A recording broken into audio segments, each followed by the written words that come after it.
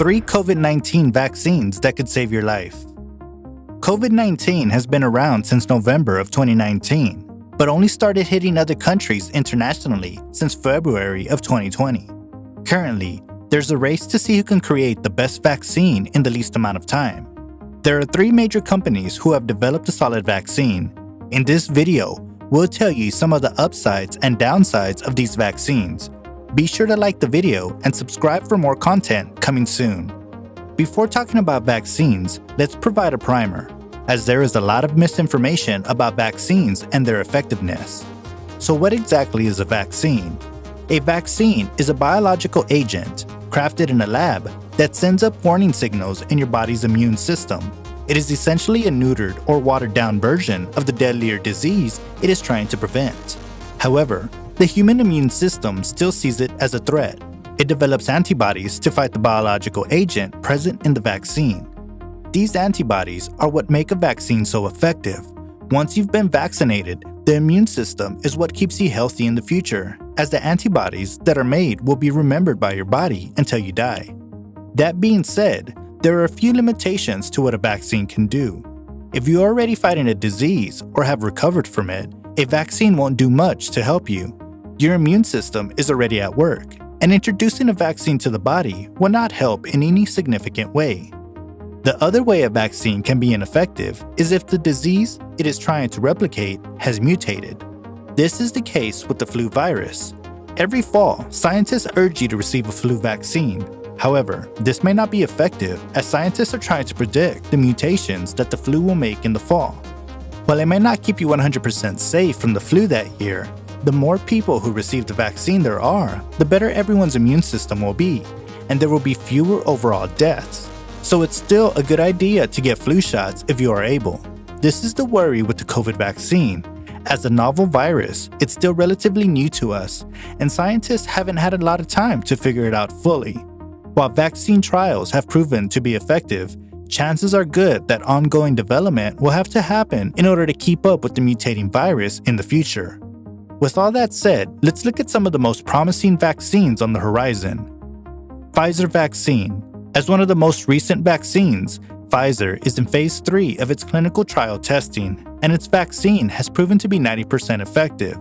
In the trials, over 43,000 people are enrolled, with half of them getting a vaccine while the other half get a placebo. Out of the 94 confirmed cases that were studied, they were determined a 90% efficacy, which is fantastic news. Currently, the FDA is hoping for a vaccine with a minimum of 50% efficacy. Having one on the market with 90% efficacy is, of course, a marked improvement from that. The vaccine comes in 2 doses, taking place 3 weeks apart. The vaccine is effective a week after the second dose, which means you are still at risk the month after you get your first shot. And don't worry about a high cost. The U.S. Department of Health and Human Services has already decided that the vaccine will be free to all Americans.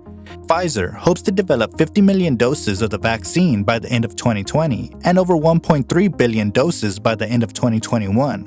While this is obviously fantastic news, it is better to be safe than sorry, especially concerning deadly diseases. Therefore, the FDA is insisting that the participants in the clinical trial be studied for 2 months after their vaccine, just to make sure there are no other complications. This will also allow cross-comparison between other companies and clinical trials, and with more information to work with, the vaccine will only improve. There is one other big problem with the Pfizer vaccine too. It has to be cold. Really, really cold.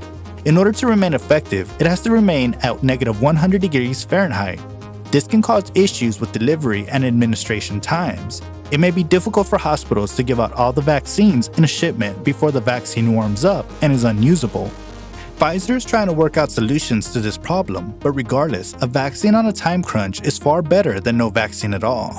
Sputnik V vaccine. The Sputnik V is Russia's attempt at keeping pace with Western medicine. According to the interim trial results, the vaccine is 92% effective. However, this trial was significantly smaller than Pfizer's trial. The Sputnik trial tracked only 20 cases compared to Pfizer's 94. Currently, the Sputnik V trials are on track to continue for the next 6 months. In order to secure more information about the virus and how the vaccine performs in human trials. However, that doesn't mean the trial won't roll out.